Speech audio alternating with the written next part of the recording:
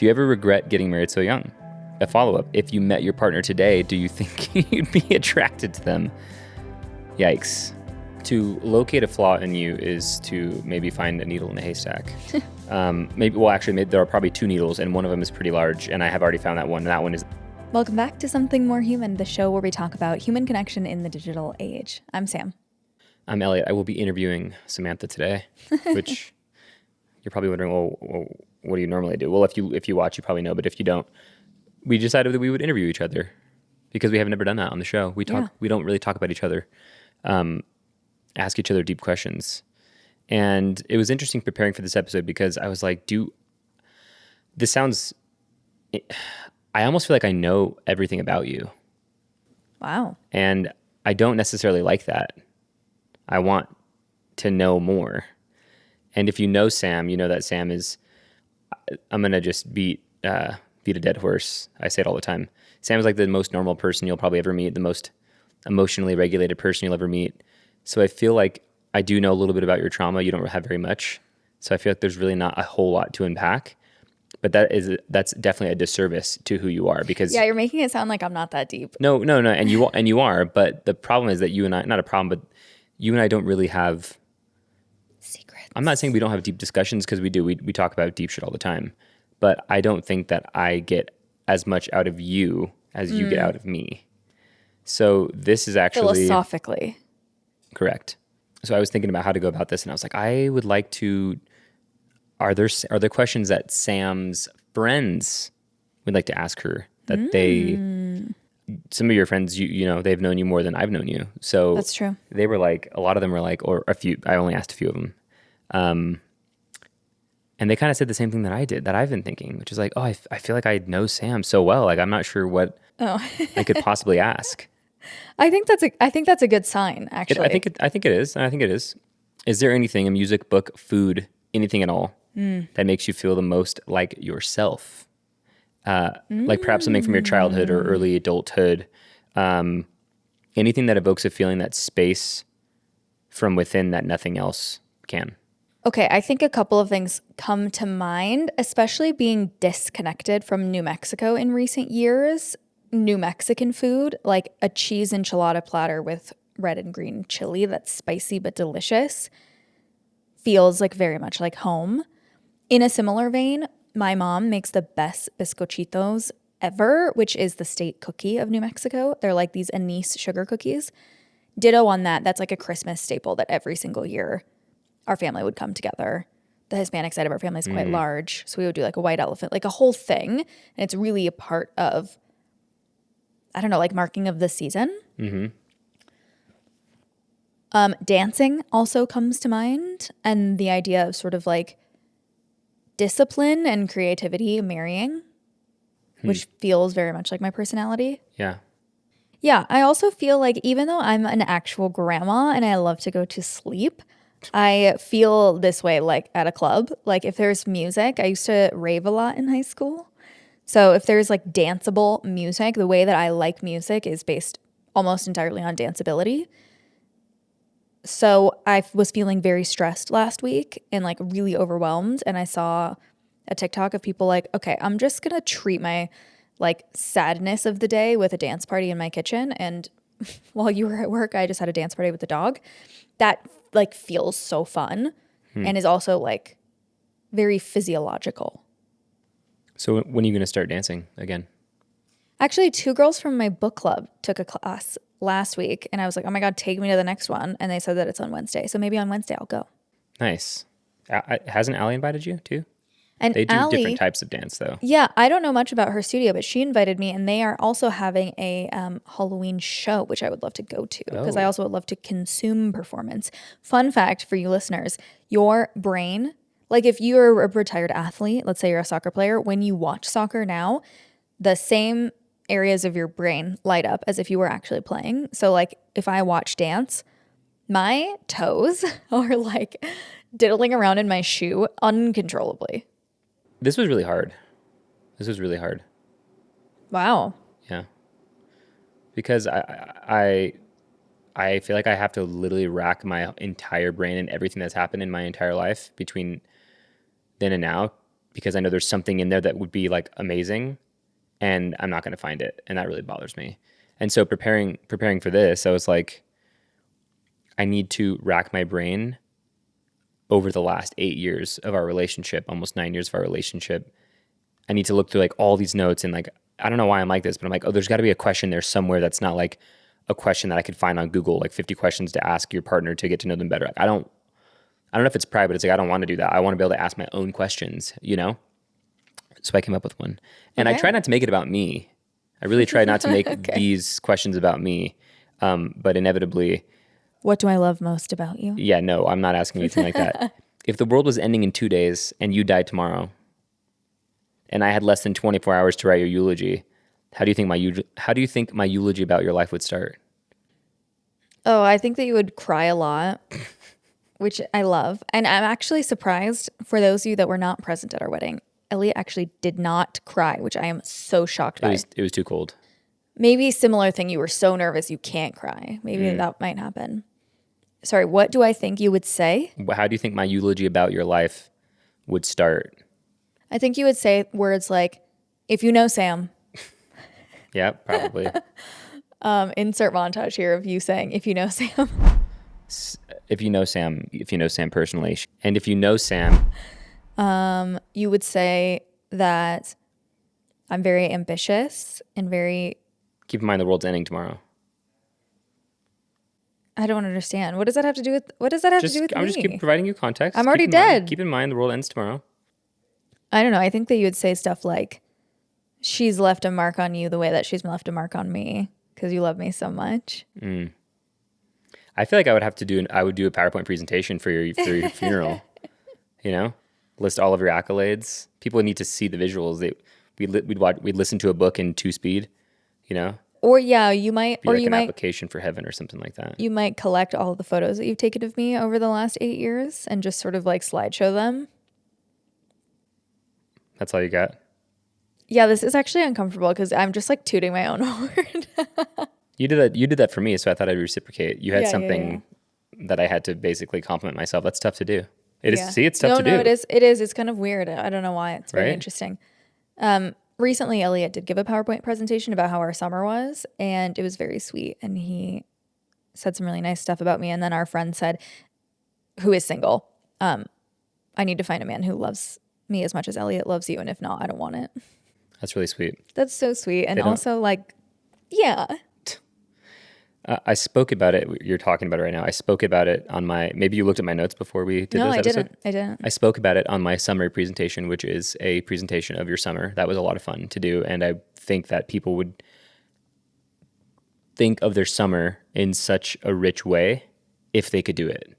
If everyone was forced to create a PowerPoint presentation of their summer and they had also taken notes and they knew exactly what happened during the summer, I think if you don't like journal or catalog Reflect. things, it's kind of hard. Yeah. And I think that's why it's so important. Anyway, I told the audience that I spent my summer watching you blossom, which is true. And it's happened many times in our relationship. I was thinking about it when preparing for this. You graduated college and then got a job in your field almost immediately after graduating during COVID. And then you started your own functional movement business. And then you landed a big time gig as a partnerships and fundraising coordinator. Can I say that, right?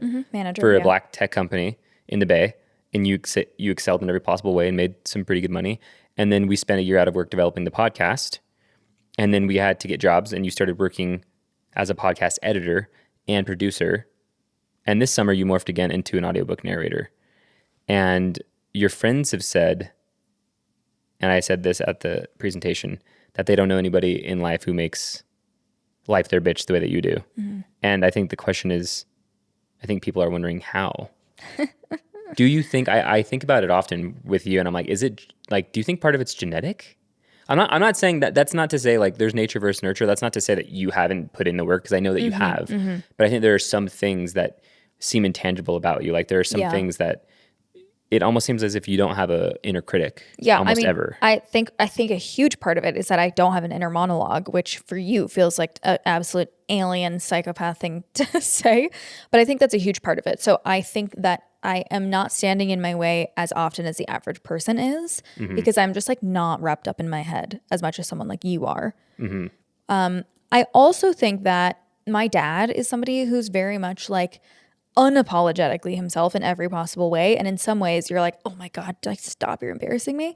And in a lot of ways, you're like, oh, that sort of like charisma and go-getter is a huge ingredient of his overall success. And so I think like just by osmosis, growing up watching him do that enabled me to feel confident in doing it. Like I'm not just sort of waiting around for great things to happen to me, although I am extremely lucky and great things do happen to me serendipitously, but I'm sort of creating opportunities and like making my own door all the time. Like an example from this summer, I attended V.E. Schwab live, who is an author who I love. She did a midnight release here in Denver of her latest novel. The conversation was so good. It left me feeling so inspired, both by the things that she said, but also the environment. Like I had never seen an author give a talk. I hadn't really been a part of a panel in this way outside of like a business conference, What which was so is good about cool. it, though? The way that she speaks is extremely eloquent. The way that she describes her work is very inspiring. She has this sort of like rhythmic, poetic air about her, which comes through very clearly in her writing. But a lot of authors are introverts and also like really awkward people. And so even though they have this incredible writing, when you listen to them speak, it's sort of disjointed because they're just not used to speaking. They're used to writing. Right. She's not like that at all. And her conversation partner, the person who interviewed her, was her podcast producer and also like longtime close friend. So the conversation and the questions that she had were really good.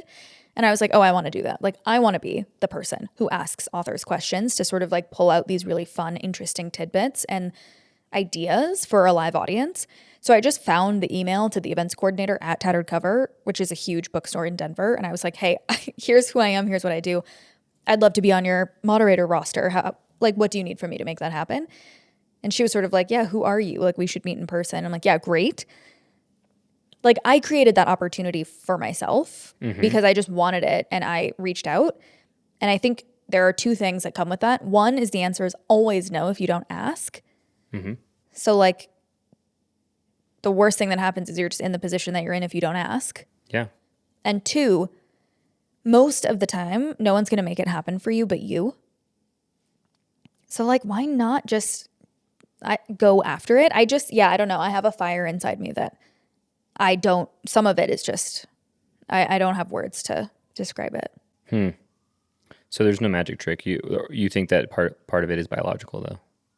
I don't know about Or like biological. nurture from Yeah, sure. from your parents. Yeah, definitely.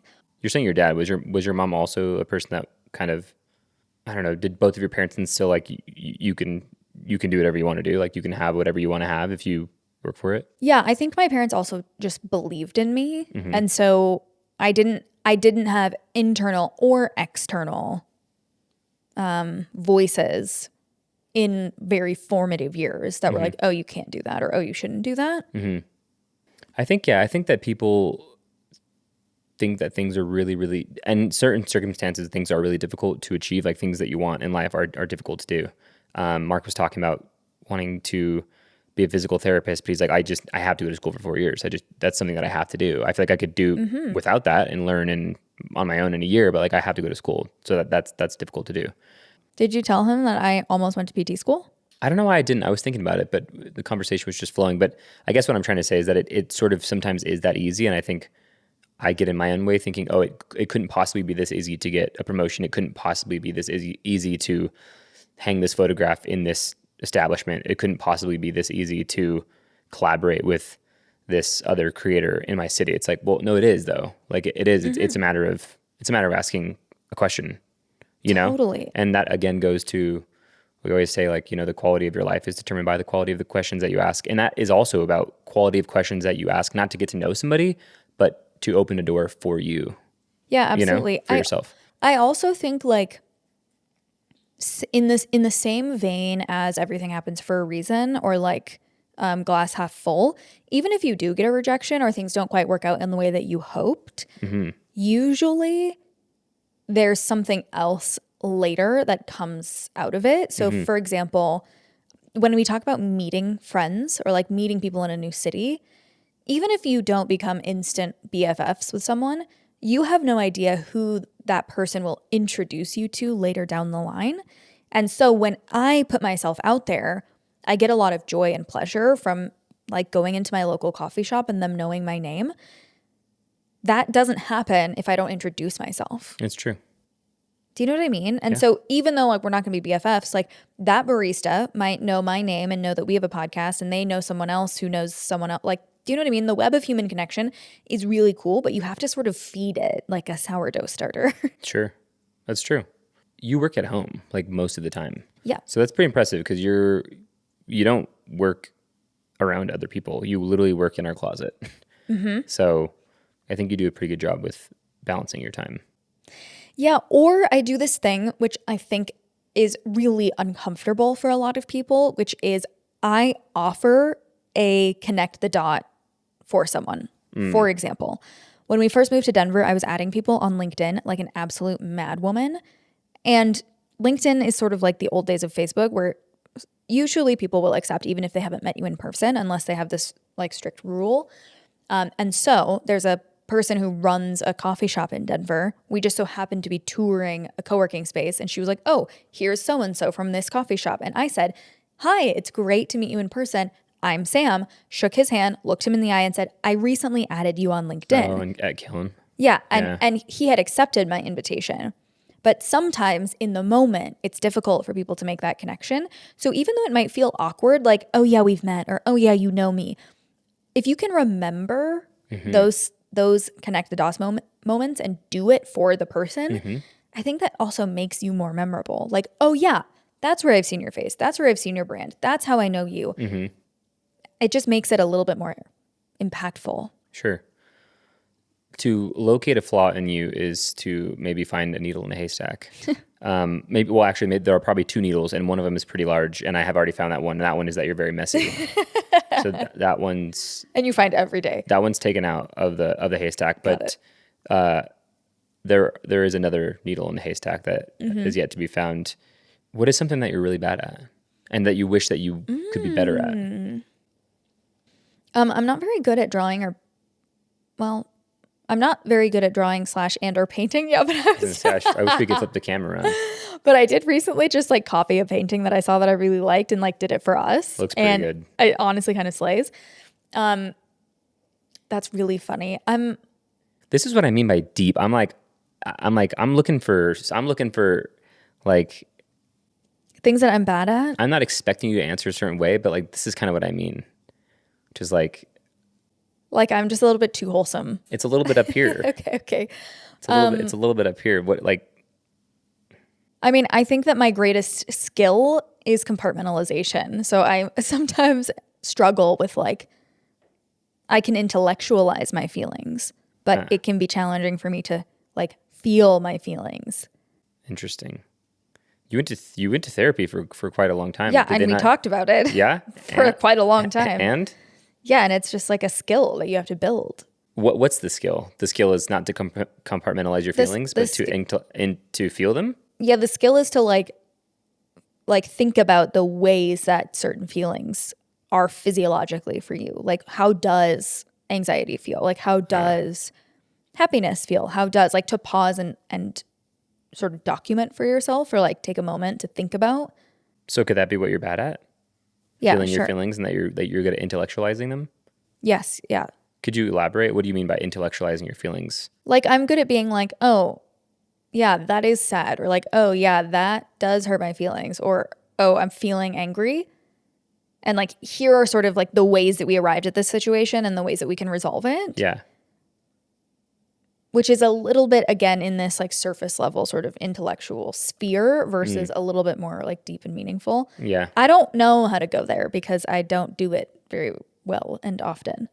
Does it have to do, like, where did you learn to compartmentalize your feelings? Is it from the shitty boyfriend that you had, the MMA guy? Or is it from like other trauma or issues? Like, when did you learn to compartmentalize your feelings? Yeah, I'm sure that there's like deep in there a thread to pull that's like a specific moment or trauma, but I think that I'm sort of a heady person. Which means? Like, I'm a little bit more type A. I'm a little bit more logical. I have a creative streak, but I'm not like, I don't have an artist's heart in the way that you do. Mm, And so, yeah, I don't know. gotcha. Like I'm a little bit more analytical. It's a little bit easier for me to connect my brain and my mouth than it is for me to connect sort of like my emotions. Sure. Think about the person that you dislike the most to give you like a few seconds. You probably don't like it. I know you're a very likable person and you like most people. The person that I dislike the Think about the person that you most? dislike. It could be even be like Donald Trump. Think about the person that you dislike Well, the it needs to be most. somebody that I know. Well, sure. I mean, we all think we know Donald Trump a little bit at least. And then I want you to tell me the quality that you admire most about them. Ugh. Okay, let No, me you don't have to think. name names. I will not be doing that. The quality that I admire most, I have two people that come to mind. A quality that I admire most About about the them. person that you dislike the most. Why do you dislike them? And what do you admire most about them? And right here, we're going to insert a clip. I want you to insert this clip. It's the 2016 election debate, and it's Trump and Clinton, and they've just spent an hour and a half like dishing it out, right? And one of the questions asked by the audience at the very end, you think that's where I got it from? I didn't actually, but then I thought about this immediately, and I was like, we should totally play this clip. And the person in the audience asks Donald Trump and Hillary Clinton to say what they like, what they admire most about about their opponent. It is cinema. It is so funny. It is incredible. Look, I respect his children. His children are incredibly able and devoted, and I think that says a lot about Donald. I don't agree with nearly anything else he says or does, but I do respect that. I will say this about Hillary. She doesn't quit. She doesn't give up. I respect that. I tell it like it is. She's a fighter. I disagree with much of what she's fighting for. I do disagree with her judgment in many cases. But she does fight hard, and she doesn't quit, and she doesn't give up. And I consider that to be a very good trait. Okay, the thing that comes to mind that I admire most is, which I think is sort of a lost art, but something that I also admire in you, is really solid manners. Like very basic things, like opening the door or like letting a woman go first. Like these things are sort of outdated now in our current society. But I really appreciate that you have this, and this person that I'm thinking of also, I think, does a pretty good job of embodying manners. Gotcha. Manners. Yeah, there's this one time where this girl confessed her love to me, and she said the reason that she fell in love with me was because I opened her door for her all the time. Look, I haven't opened like- a car door in 8 years, and it's pretty awesome. You probably opened your car door like a couple days ago. Sometimes I don't, but overall. I like probably 10% of the time I open my own door. How low is the bar for men for someone to tell me they fell in love with me because I opened their door? Obviously, there are probably other reasons, like I'm super charming, very tall, Obviously. muscular, super handsome, I have a PhD, I make six figures. At least that was back then. I've shrunk a little bit since then. I've lost some weight. But yeah, opening doors, man, that's the bar is pretty low. Okay, I had this deep feeling that I'm wondering if it's just me, and for some reason, it happens all the time, and I'm starting to realize that there's nothing I can do with the feeling besides feel it, and like that will, I will die eventually, and like the part of my life that I'll enjoy, some of the parts in my life that I'll enjoy the most will be these moments that I can't even explain, and I'm about to try to explain, and I'm wondering if it's just me, but. When I think about like a quintessential season, like summer or fall, I think fall is my favorite season.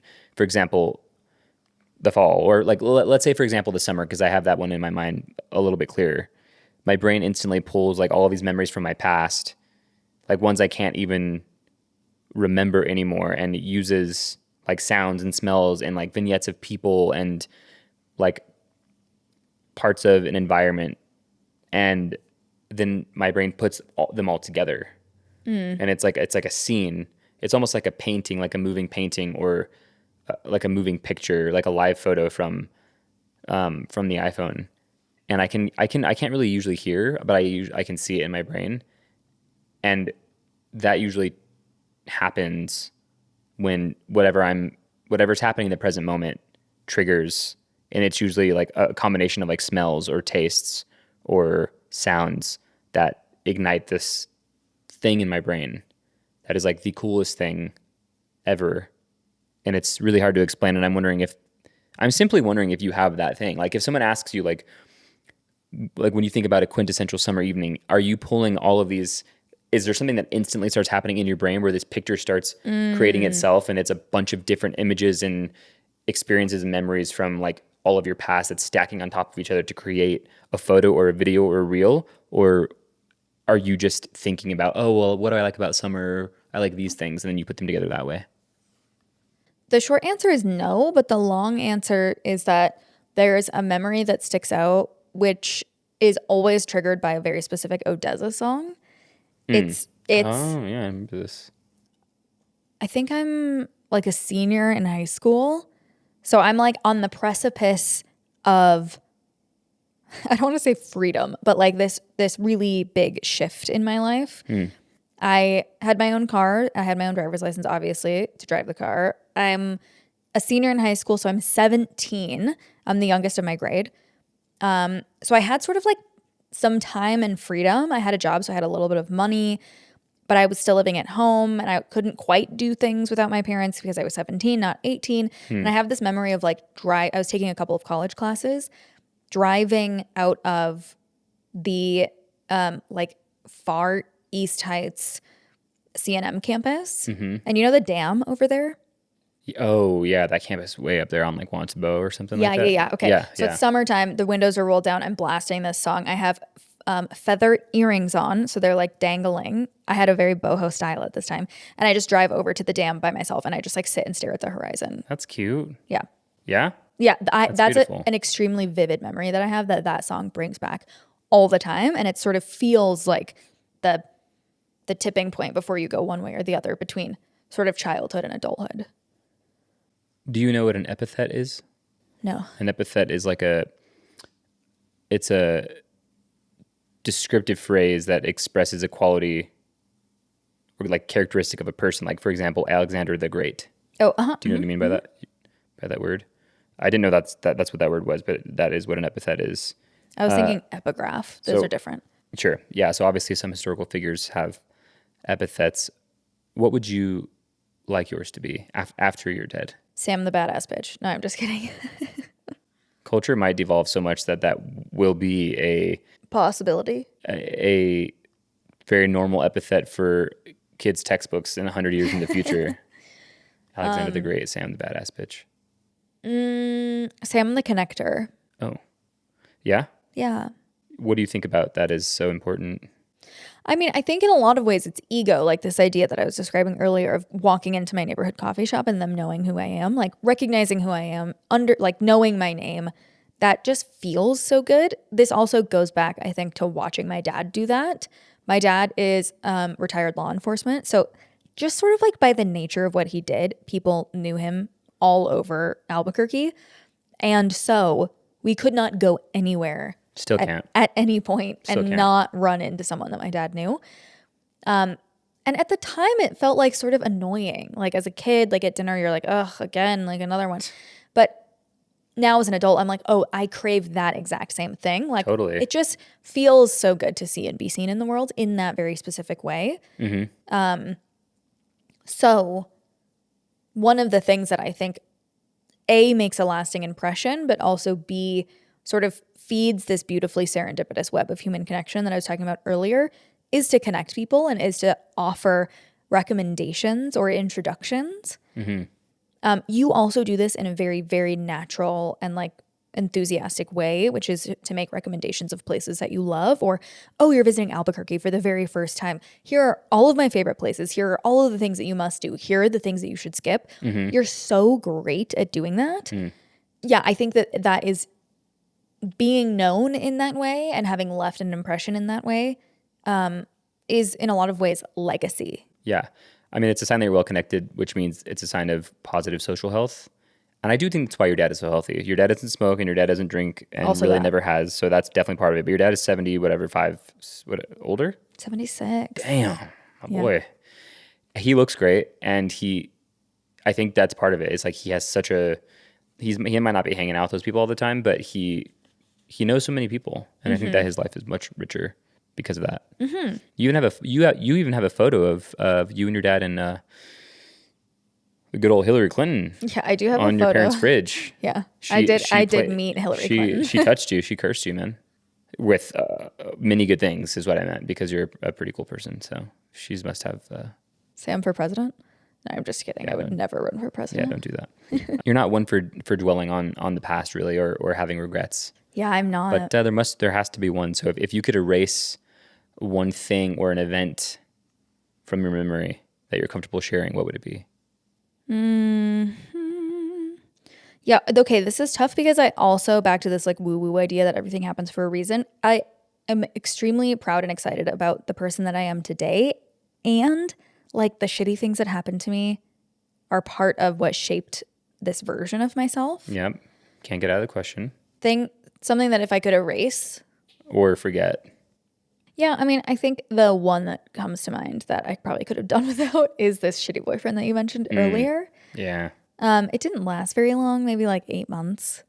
But Long enough. yeah, but like was so terrible and unnecessarily stressful on both me and my parents. Mm-hmm. But I did learn a lot about like things that I've decided after that point that I did tolerate that I will no longer tolerate in relationships. So That's good. yeah. And then sort of maybe the opposite is or I don't know if this is the opposite actually, but what is something that I think about this quite often. What is something that you felt or seen or experienced that you wish you could do it for the first time? Wish you could feel it or experience it for the first time again? For the first time? Besides kissing me. Yeah, besides you. Yeah. Yeah, I mean, I was going to say like our wedding day, but I wouldn't want to do that for the first time. I would want to do that like again. I was like, yeah, I don't really want to do that again. I don't want to do that for the first time again. You want to do it over. You want to Yeah, I redo want to it. like experience it with like the knowledge and the love that I have for you now. I don't want to like do it again for the first time. Gotcha. That was enough. Gotcha. I think I'm trying to think about things that I like really love and I'm stoked on. If I could do it again for the first time, I think it would be to go to Pagosa Springs. The first time that I ever went was with said shitty boyfriend. And hot springs are like one of my favorite things ever. I say that hot springs are my love language. If I could go for the first time with you and stay the night there, like at night in the winter for our anniversary, that would maybe be something that I choose. Because for the first time is tough. Yeah, that's what I love about you. That's such an ordinary. What did you think I was going to say? Like, what would you say? I have no idea. Exactly. I mean, it's not like I've done anything super extraordinary, like gone to space or something. So, like, what would I do for the first time? That'd be a tough question to answer. But this episode is not about me. Maybe that's honestly, a good one though. Pagosa Springs is absolutely stunning.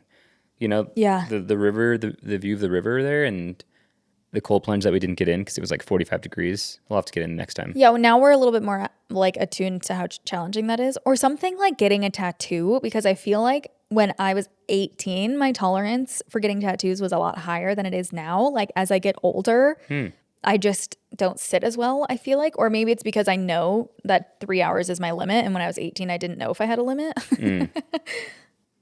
I would go back and do the Germany tattoo excursion again. For the first time. That was fun. That was a really good time. We went all the way to Germany just for you to get a tattoo. That was sick. Yeah. Or like fly in business class for the first time again. Like that was so fun and cool. And part of what makes it exciting is the novelty. You're like, oh my gosh. That was fun.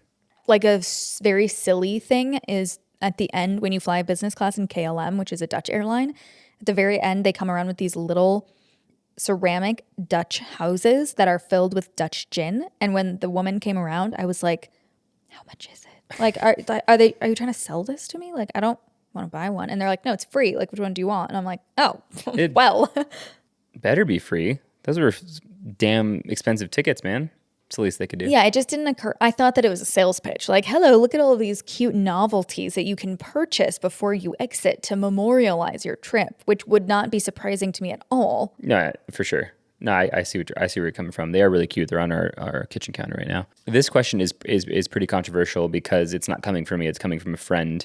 Okay. And like I said, I didn't give them any guidelines or parameters at all. This is the question that they asked. It is about me, unfortunately. Okay. She's like, yeah, this is a bit controversial considering that you're her husband, but I love to explore this topic with people who get married young. Yeah, And you sure did get married young. I sure did. So did I. Do you ever regret getting married so young? a follow-up. If you met your partner today, do you think you'd be attracted to them? Yikes. Okay, I think. Wait. Oh. What are the pros and cons of being in a relationship for your entire adult life from the perspective of someone who got married so young? Okay, there's a handful of questions here. Mm-hmm. One is, you just got a haircut today. So if I met you out in the wild, 100%. Yesterday, though? I would be attracted to you. I was looking rough for the You last look- few weeks. I know Elliot's wearing a hat right now, but straight up, he looks 10 years younger, which is insane because he already doesn't look old. You look like you're 24. Yeah, the haircut helped for sure. Yeah. Shout out, Katie. So yes, I am really good at this thing, which sometimes I wonder if you like can do this because you're so reflective and you're always thinking about like memories as they stack over time. Mm-hmm. And I'm not as good at doing that. And so it enables me to do this thing where sometimes I look at you and I can sort of see you as if I haven't known you all this time.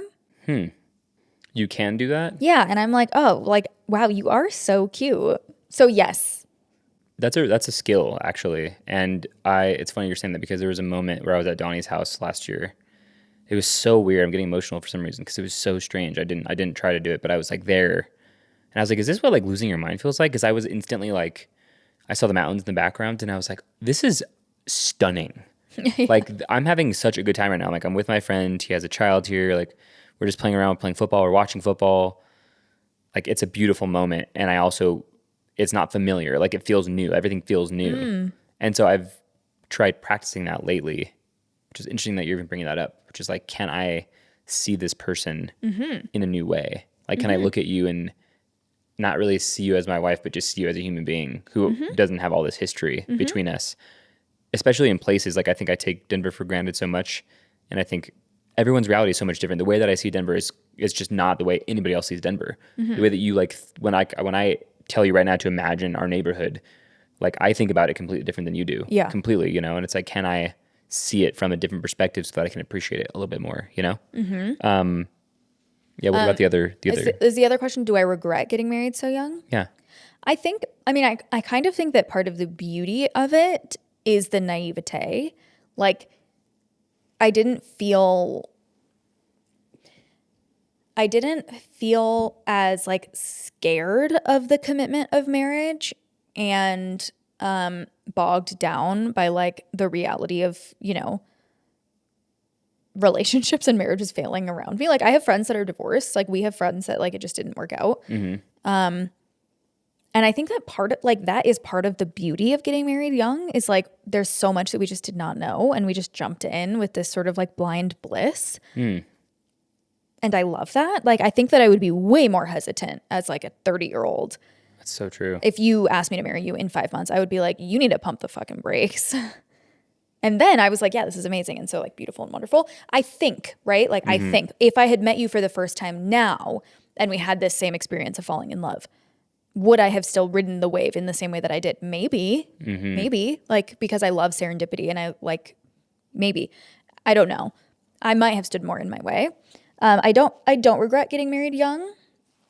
I also like did have a few committed relationships before we met. So I didn't feel like you're the first person that I ever was committed to. You're for sure the longest relationship I've ever had by a long shot.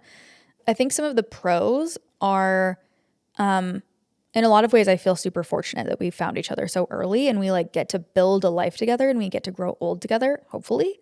Like that's pretty amazing and beautiful. I think that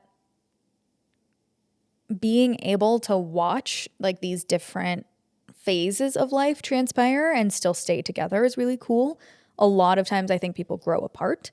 And so you mentioned like there are these, I was 19 when we met. Like there are some like big moments and forks in the road that I chose to take in the last 9 years that you've just like been a part of. I think it's cool that you have been a part of those huge milestones. And the same for you. Like I've gotten to watch you be in a bunch of different phases of life and we have made them ours. I think that it's a great practice in sort of letting the other person be fully autonomous and like they are there. Like we are a thing. You and I are one unit. We are a thing. But we are also two separate units. And I think that we've done a really good job of letting the other person just like do their own thing. And have always had a desire to come together. And so like holding those two truths at the same time is a part of what's made us so successful. What are some of the cons of getting married young? Like our first year of marriage totally sucked. It was so hard. Neither of us had lived with a partner before. And so neither of us had any concept of like how to cohabitate in that way. And that was so challenging and still like is really challenging. I think cohabitating at large, like as a concept, is hard. Yeah. Whether you have roommates or a partner or whatever. Like it's just hard to do because you're two different people. Yeah, I mean, there's also some things that I like won't experience. Like we've been talking, this sounds so dumb, but we've been talking to people about sex parties. Not that I want to partake in a sex party, but like if I ever wrote a book, I think I need to have gone to a sex party to have this like fodder for spicy scenes that I just simply don't have. We got together like just before dating apps really blew up. So like I've never been on a dating app. Don't know what that's like. Do I really need to know, like, is my life less rich for that? No. But yeah, Seems pretty brutal. like there are just some things that I like quote unquote missed out on. Sure. Yeah. I think the trade-off is beneficial. Yeah. It's At funny. least so far. Yeah. Mark and I were talking about that today, actually. And I was thinking about the exact same thing that you're saying, which is like, might it have been more beneficial or whatever? Would it be, I was going to say, would it be fun to date around? I think actually, I don't agree with that. I don't think it would be fun for me anyway. But the older that you get, the more baggage that there is. Like the older that you get and the people that you date, the older they get. And then there's just more baggage. And I feel like we got married young to the point where there wasn't so much of that. I had much more than you did. But if we were getting married now, the chances of us having more baggage and making the relationship a little more difficult, in my opinion, are pretty high. You know what I mean? Yeah. I was also talking with a friend about this concept the other day, which is like when you do a lot of work on yourself, and you're single, then you go out into the world hoping that you meet somebody who has also done all of this work on themselves as well. And so you're holding this standard extremely high, and therefore it's very difficult to find a partner. And so she was like, I'm kind of stuck between like holding this unrealistic standard and settling. And I was like, I think that the middle ground is finding somebody that has a willingness, even if they're not there yet. And that is something that I think I would really struggle with if I were dating right now and single versus when we were young. Because when we were young, like I didn't really have a great concept of like my standards. And so it's great that you and I had these desires to be better. And also at that time, like weren't better. Like we had so much work to do, but we got to do it together. Yeah. And so we didn't settle, but like the versions of us when we met, the versions of us today, I don't think would like as much. Sure. Something I really admire about Brian G from Lavender is he just always has like a new question. Like if he's behind the bar, he always has a new question to ask, and he'll ask every single person that question while he's working. Love it. And a few weeks ago, he asked, and it's very simple too. I don't know. I always have to pre-qualify. I feel like I'm obsessed with asking a question that no one's ever been asked before. Yeah. You know, and it doesn't matter. It doesn't matter. It was a very simple question that people have been asked probably for a really long time, which is like, if you had, I think his timing, the amount of days that he asked, I think he said, if you had 2 months or if you had 3 months to live, what would you do? And he's asking like customers walking in, which I thought was kind of bold. And every single person answered. He probably asked a dozen people while I was there. And most people had a very similar response, which I thought was fascinating. Which is travel. Which I won't say because I don't want to imbue that onto your. That's probably not the right word to use. But if you had 30 days, you went to the doctor, found something. They're like, yeah, man, you got like 29 days tops. There's this new technology out. They give you your own personal expiration date. It's ticking. It's a clock that never leaves your wrist. And you've got 30 days starting now. So 29 days and 23 hours and 59 minutes, 59 seconds. What would you do? How would you spend it? We spent 2 weeks in Europe together in 2023. Mm-hmm. And that was really fun. You spent half your time in Europe? Except for when you lost your mind in Paris. But I think that we could potentially avoid that again. Yeah, just don't drive. So, I mean, very selfishly, like a lot of like really restorative and delightful adventures and memories are just the two of us, like on trips. So travel comes to mind. Like you and I are talking about maybe going to Calistoga again, which back to hot springs are my love language, is a really cool hot springs in Northern California and wine country. Yeah, I would just want to do things that are like super like zen and restorative and fun. Like I love zip lining. I love traveling. I love hanging out with you and eating and drinking.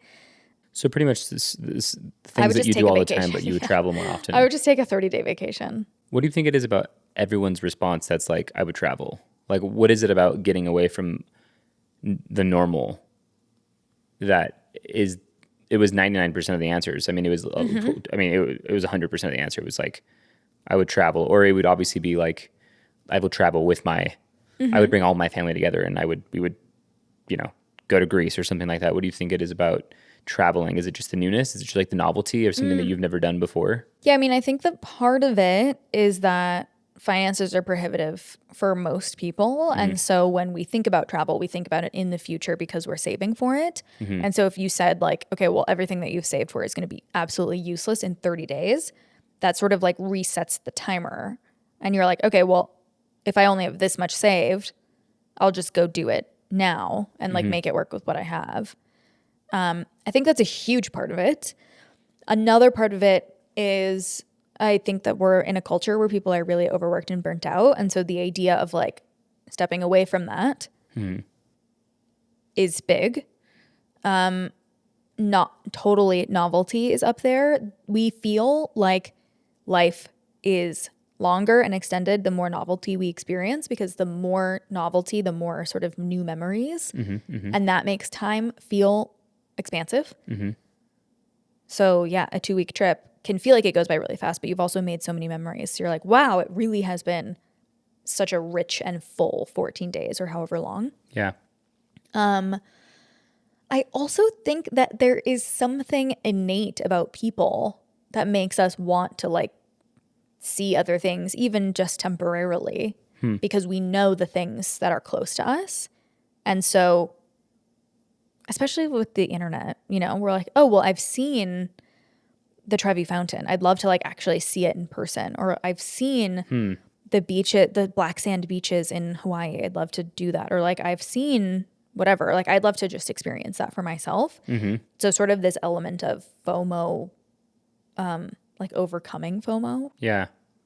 It's interesting because for music, it does the opposite for me, which is like I'm really, really fucking it up for myself. And it's already happened this year a couple times where a band goes on tour that I want to see and they're coming to Denver, but I really want to see their performance live on YouTube. So I look it up over and over. And then I'm like, nah, I won't go. Like I already saw it on YouTube and like it's like $35 for a ticket. So like I'll just I just won't go. And that happens.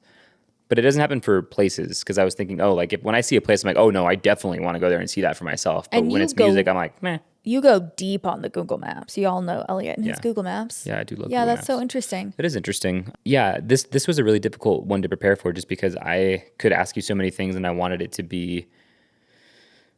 I just wanted to be filled with some questions that aren't just like, random off the internet questions, things that I might not know. And I think after watching this and after listening to it, I will feel like I still know. I feel like I know most about you, and I just want to keep digging because I know that I don't. So I'm like, maybe I need to go back to the drawing board and think of some more questions to ask you. I think being curious is just like the best thing that you can possibly be, and I'm glad that we decided to do these. I'm glad that we decided for these 2 episodes to be what they were. It's not that we're doing it to be self-serving because we think that people care about who we are, but we don't usually talk about ourselves very much. And I also think it's great for our marriage. And it's also very easy to do. And I think that if we didn't have the podcast, we might not though. We honestly just might not sit down. Like you and I, if you don't know, for those of you listening, like when Sam and I first started dating, I remember this very vividly. It was downstairs in your old house, and you were doing your hair, so you had like a plastic bag on your head, and your hair was up, and I can see the photo very clearly, and I can see your face very clearly. For those that don't know, when I was 19 when we met, I had purple hair. Yeah, it's true. We'll show you a photo here, and we looked up like I don't know, it's like I don't know if it was a book or It's a link, website I think, or article or something. It was basically what I said at the beginning of this episode, which is like 50 questions to get to know your partner better. And we went through them and we asked them. And I think that honestly helped us fall in love. Yeah, I think that the prompt truly. is not 50 questions to get to know someone. It's 50 questions to fall in love. Oh shit. Okay. Well, it definitely helped because we fell in love like that. It worked. I did tell Sam I loved her first over text. And then Sam told me later that she loved me. It took her a little bit. But anyway, I'm glad that we did this because even though it's different, I think it's a good practice for you and I to get to know each other more because I think that we assume, or at least I do, I assume I know everything there is to know about this person, which couldn't possibly be further from the truth because it's just not true. And I probably will never know everything about you. So I think I know a little bit more now. And I'd like to revisit, maybe it doesn't have to be performative AK. Maybe it doesn't have to be a podcast episode. It could just be you and I. Yeah, I was actually thinking like for dessert, like the next time we go out, we each have a question that we bring to the table. I think we should probably do that more often. And you should probably do that more often too with friends and family. And we're going to Florida in a couple weeks. And I was just thinking like, how can we have like the richest time together? You know, like how can we avoid being around a table and being on our phones? Like I don't want that to happen once. And I know that it will, but I wish that it wouldn't. And I don't want that to happen. And I think it's as easy as like bringing questions. It's like, hey, I'm taking control of this conversation that we're having, which we're not really having. I'm taking control of this. Like we don't ever get to see each other. We're not going to be on our phones. We're not going to fuck off on our phones. Like we're going to get to know each other better because we haven't seen each other in a while. Yeah. You know? I mean, it goes back to what I was saying earlier about like, for a lot of people, it can feel uncomfortable to be like, yeah, I'm Sam. I added you on LinkedIn. Very similar. Like, okay, I want to hear from everybody what's something great that happened to you in the last 7 days. Yeah. Like that feels really heavy-handed and sort of like, I don't know, like king, like leader type stuff. And it feels maybe icky in a lot of ways. But I think that it's so nice to have someone to just take charge even for a moment and like shape a conversation or shape a group and shape the direction of the evening. For sure. Even if for that one moment it was really uncomfortable and you felt like, hopefully nobody thinks that I'm overstepping. Right. It's fine. Yeah. Thanks for listening, y'all. Appreciate you. Next episode, really excited for.